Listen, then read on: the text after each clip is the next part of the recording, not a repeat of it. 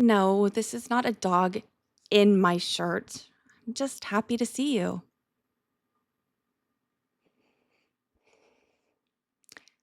So, next on the docket, we have Attorney Davis from Texas. Texas boys, I tell you, a little obstinate. He is actually attorney at law, author, editor, and former university graduate dean and former Educational Institute director and department chair. He is a PhD and a JD, and he is author editor of 18 books and the author of over 150 articles and has edited professional journals, including law journals, for over 300 authors. Okay. Problem was, he got himself tangled up in a little bit of a kind of financial thing. Yeah. Sounds a little like a Ponzi scheme, not quite sure. However, he was indicted in the 204th Judicial District of Dallas County, Texas.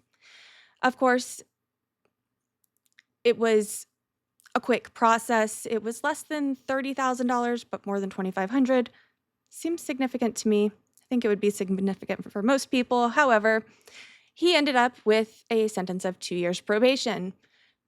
He applied for the diversion program, no prior charges, and ended up with a 2-year deferred probation with no fine. He just had to pay court costs and restitution, which it looks like it was only $3,600. So, not terrible, not $30,000, still not great. However, this was, of course, reported to the State Bar of Texas, and now he is facing disciplinary proceedings, including possible disbarment over his involvement in this financial scam that amounted to theft. So, in his response to the initial complaint for disciplinary action, Mr. Davis respectfully requested that he not be disbarred, but rather suspended for only 2 years. He did not commit the crime of theft of which he was accused and pleaded guilty only on counsel's recommendation that juries are generally hostile towards attorneys and a verdict of guilty would lead to a permanent disbarment, whereas a plea of guilty pursuant to a 2-year adjudicated sentencing likely to be reduced to 1 year on good behavior with any record of the offense thereafter removed permanently from respondent's record and only a 2-year suspension of his law license. The petition filed against respondent seemed to indicate that disbarment is mandatory under the facts. If this is accurate, respondent never would have pleaded guilty and would have attempted to have a jury find him fully innocent. Respondent would fully accept a 2-year suspension. So many attorneys blame things on their attorney. If only they had the skills and resource to look up a law, to double check when it's their whole life on the line. Jeez. It's frustrating. The respondent will explain as needed the issues in more detail at the hearing. He attaches exhibits to, give his background and explain everything that's going on. Is petitioner ready? Yes. You may proceed. And I'll caution both of you all speak loudly and clearly. Outside voices. Yes, sir. May it please the board. I'm Richard Hunt Palmer on behalf of the Commission for Discipline. This is a compulsory disciplinary matter. It is predicated on an order of deferred adjudication against the respondent, Mr. Davis. That order was entered into on the 10th of January 2024 for an offense of theft under Texas Penal Code 31.03 subsection E4A.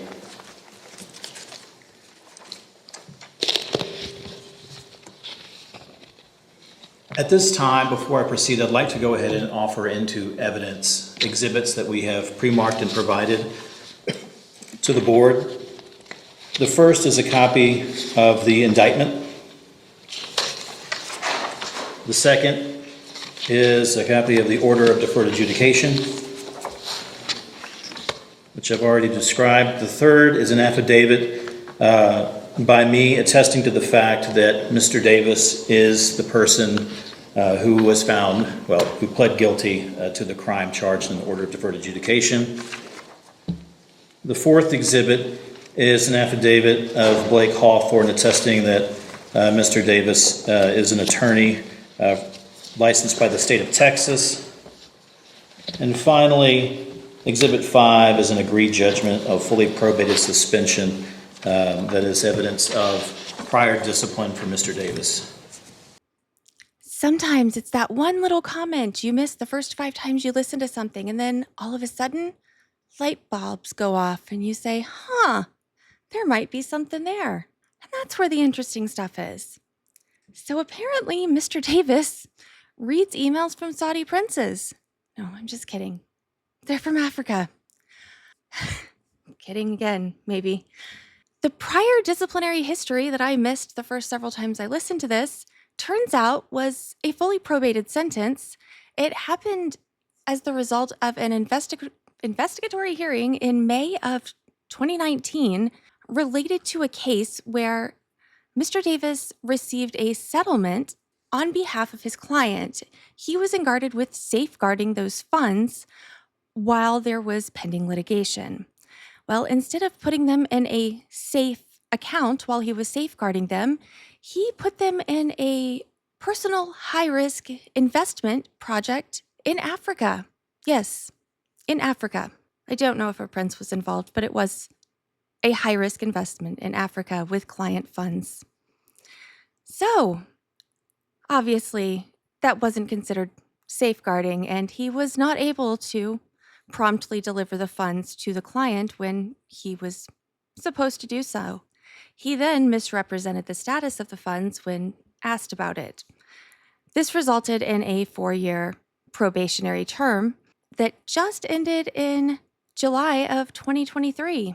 So he was off probation for about a little over a year when the current financial case happened. Wow. Someone should turn on a spam filter, just in case. So they're numbered 1 through 5, and you're Yes. offering them? Any objections, sir? No, Your Honor. I'm sorry? No, sir. All right, 1 through 5 are admitted. Thank you. May I approach to provide the originals?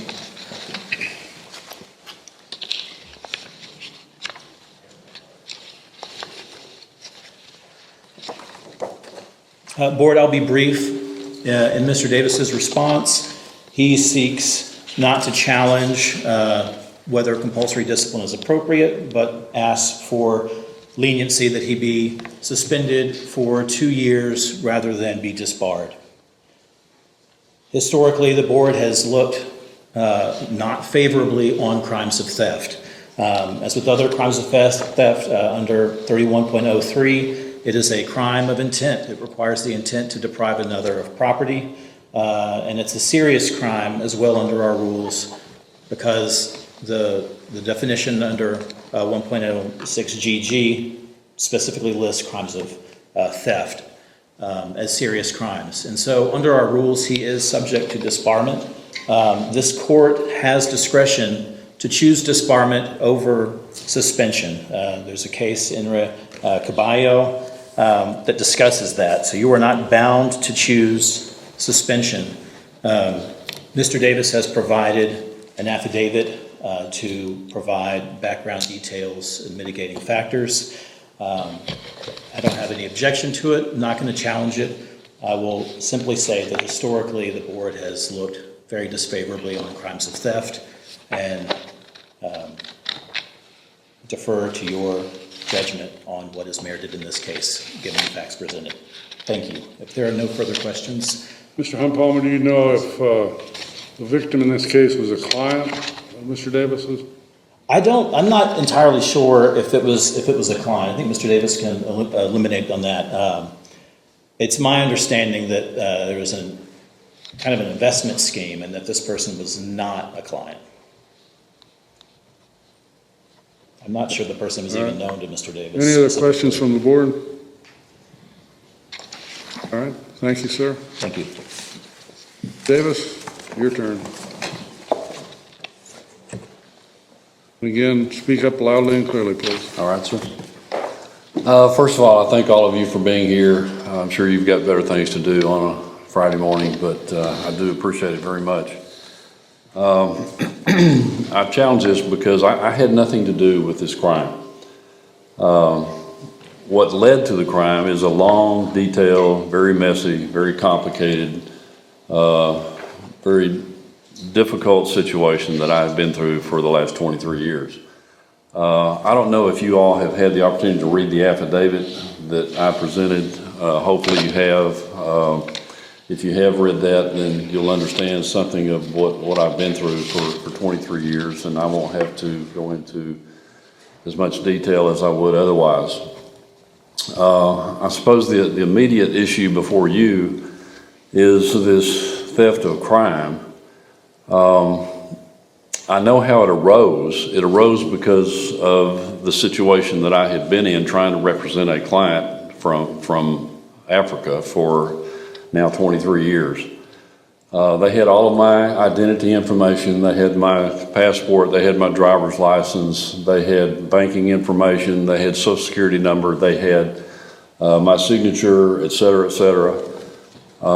It was some kind of scheme that I had nothing to do with, had no knowledge of whatsoever. Somebody represented me as selling, of all things, jewelry and makeup to a woman whose name I later found out was Agnes. But I had nothing to do with this. I don't know anything about makeup. I don't know anything about jewelry. I've never tried to defraud anybody in this manner in any way. Mr. Davis, under Yes, sir. the law, this judgment is definitive Yes, to sir. us of your guilt, your plea of guilty. And so going back behind that is really not necessary or even permitted. So I'm going to ask you to Well, I'm stick to what's admissible. Do you want to testify? I'm sorry, do I Do you want? want to testify? Yes, sir. All right, would you raise your right hand? Do you solemnly swear or affirm that any testimony you may give will be the truth, the whole truth, and nothing but the truth, so help you God? Yes, sir, I do. Please speak loudly and clearly. We have a court reporter here that needs to hear your testimony. All right. In any case, I hired an attorney, David Jordan, from Dallas, to represent me in this matter. He suggested that I plead guilty. I did not want to do it. I wanted to try the case and prove my innocence. He suggested that that would be suicide because, for the most part, juries do not like lawyers. They assume that cases that are presented to them by a grand jury are valid cases in the first place. Plus, I had an expired previous probation from the state bar. He thought that it would be very difficult to prove up the case, given the fact that most juries just do not like lawyers. And so I took his advice. His advice was if I pleaded guilty, I wouldn't lose permanently my license. I would only be suspended for 2 years. That was very depressing to me, but I took his advice and decided that I would live with that. I labored under that assumption for the year under which this case was adjudicated. And I think I presented in the file, you should have it, a letter from Mr. Jordan, who said that I did in fact labor for the entire period under the assumption that it would be a 2-year suspension. He also included in the letter the fact that he had advised me that he wasn't an expert on disciplinary matters, but that he didn't suggest that I should even consider consulting anybody else until toward the end of the case when we were ready to plead guilty. So I pled guilty, assuming that I'd be suspended for 2 years. That was an extremely depressing thought to me, but that's what I did. Again, he thought the probation that I'd had previously would be key evidence for the jury to probably convict me, and therefore I pleaded guilty. I had nothing to do with it. Seriously, I didn't. So I'm just asking for your understanding. I assume that you have some discretion. You have the authority to apply in a manner of fairness and justice, a very conservative application of this Rule 8.05. And I would just suggest that I think a compulsory application of that, in my case, would be unfair, and I would hate to lose my law license. It means a lot to me. I'm 75 years old, but I'm still active and still practicing. I'm doing primarily Social Security disability cases. I'm helping a lot of people. Won a case yesterday for a client. That's really all I do. If you want me to go into the 23-year experience that I have been through that led to all of this, I'd be happy to do that. If you've read what I presented in the affidavit, perhaps that would not be necessary. It would just be an attempt on my part to give you a comprehensive understanding of how this crime emerged, how it arose, how I got involved or connected in some way to it. But again, I had nothing to do with it. Absolutely. Do you have any nothing. exhibits you want to admit before us? I'm sorry, sir? Do you have any exhibits you want to admit before us? I have no exhibit, Your Honor. Only the affidavit and the letter from Mr. Jordan that I have presented. That's not been admitted. It's not been admitted. Right. Well, all right. You filed it, but it hasn't been admitted into evidence. I see. I have a copy of the affidavit that I'll offer as Exhibit 1. This Do is you an have any 8-page objection, Mr. affidavit. Palmer? I have no objections. Respondent's number 1 is admitted. Anything else?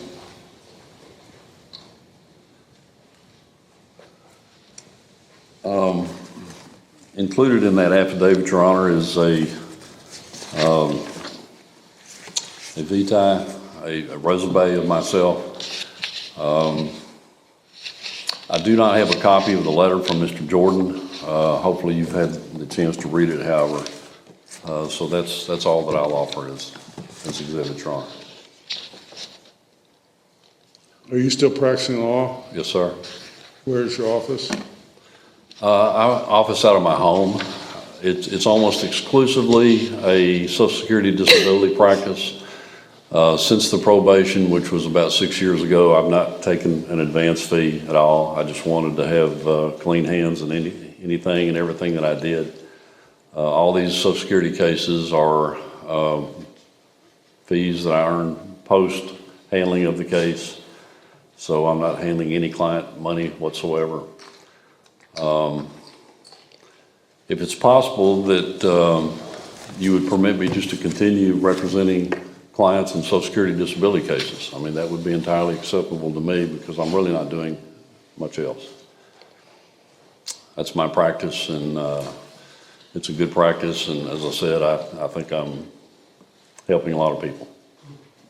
And Judge, if you don't mind, I think Judge Kirkendall had asked counsel if these were client funds at issue, and I understand that you dispute the underlying theft, but the funds at issue in the underlying theft, were they client funds or were they, what were they?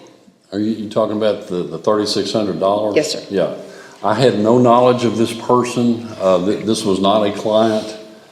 Okay. What happened was, I'll give you some explanation without going into too much. I mean, that's sufficient. I just wanted the rest of the question that I think Judge Kirkendall had asked It was is, not were a they client. client funds? I had no idea who this person was. Still Understood. don't. Thank you. I thought, by the way, that the investigator in the DA's office did not handle the case well. I thought they did a very poor job of investigating. They actually did no investigating whatsoever of the alleged victim. So. Mr. Davis, has the $3,600 of restitution been paid? I paid it. That was one of the conditions of pleading guilty. Do you have any other testimony, sir? No, sir. Do you have any questions of the witness, sir? No, I do not. Thank you. Thank you, sir. Thank you to the board members as well. Thank you. Anything else from the petitioner? If I may take just one moment to address a couple of issues that Mr. Davis, Mr. Davis, we're not recessed yet.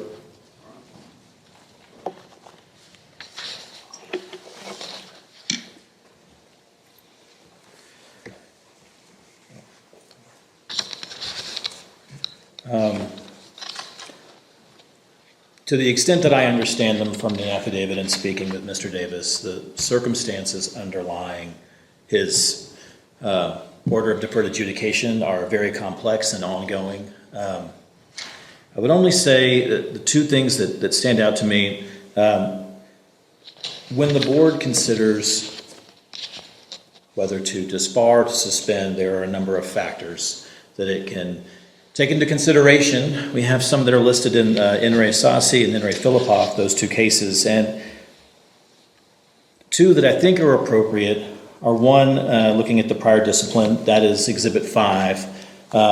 That prior discipline did involve client funds, and it was part of what it labels the high-risk investment strategy in Africa. And so it sounds like these are all part of the same circumstances. And the second thing is whether or not an attorney accepts responsibility. I know this is not a simple case, but I think it's something to consider. And how you weigh is entirely up to you, but it struck me that while Mr. Davis may be right about everything he said, it still remains that he hasn't taken responsibility perhaps in the way that would be most helpful to his case here.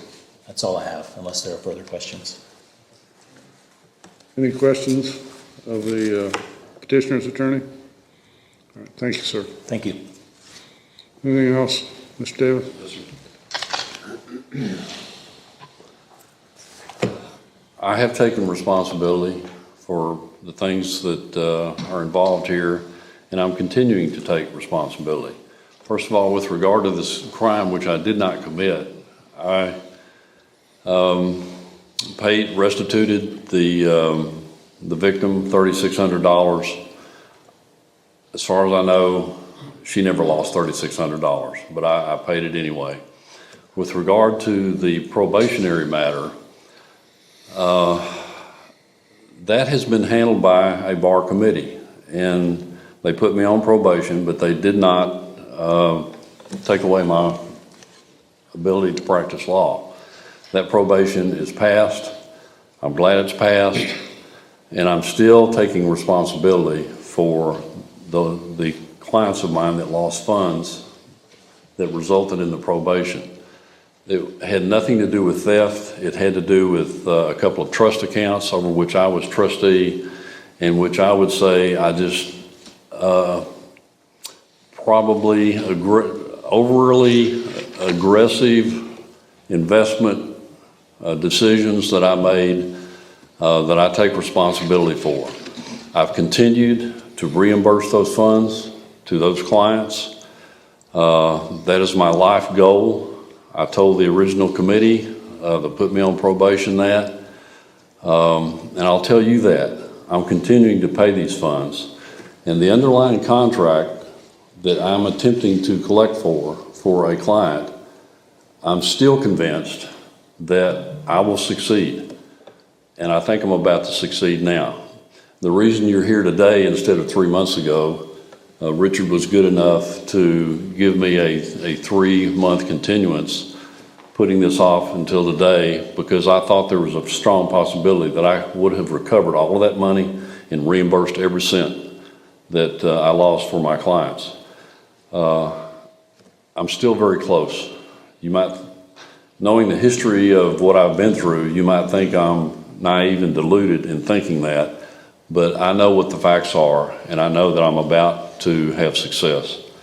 And I will repay everything that I owe to everybody that has lost any money at all from me.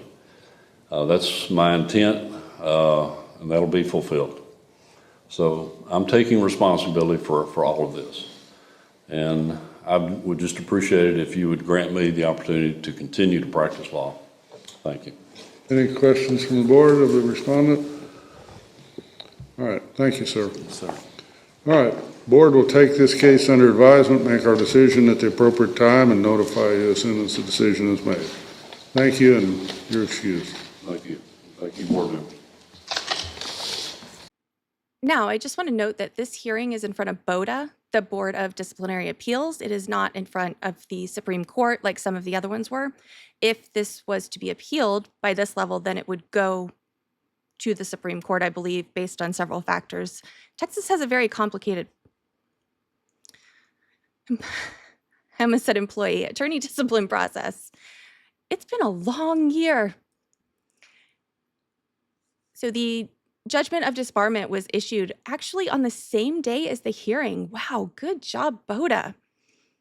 On the 25th day of October 2024, the above styled and numbered disciplinary action was called for hearing before the Board of Disciplinary Appeals. The petitioner, Mr. Davis, appeared by attorney and announced ready. Respondent Derek A. Davis appeared in person and announced ready. All question of fact and issues of law were submitted to BODA for determination, having considered pleadings on the file, having received evidence, and having heard argument of counsel.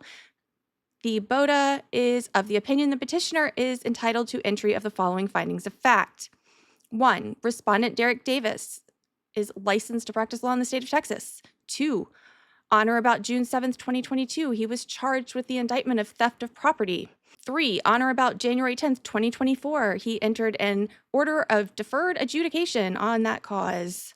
That was a state jail felony he pleaded guilty to. He was placed on deferred adjudication community supervision for 2 years in order to pay $3,600 in restitution, $290 in court costs. On June 19th, 2019, an evidentiary panel of the District 6 Grievance Committee of the State Bar of Texas issued an agreed judgment of fully probated suspension, wherein respondent agreed he violated a whole bunch of rules of the Texas disciplinary rules of professional conduct. And finally, he is the same person as described above. Okay, I don't know what that means.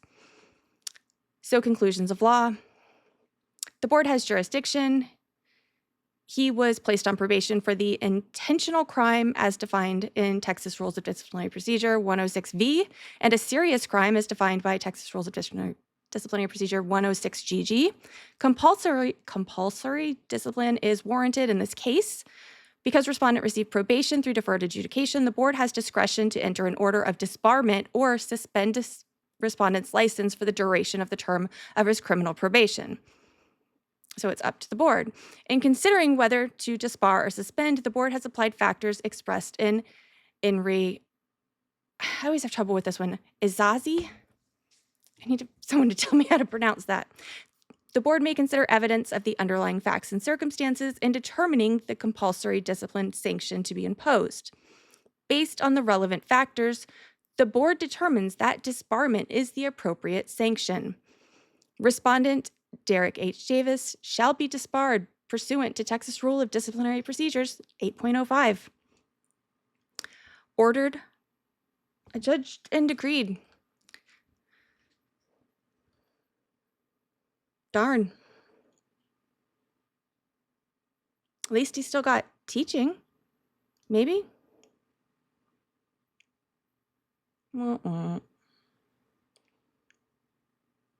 Let's go find a happy one. Yeah. Till next time.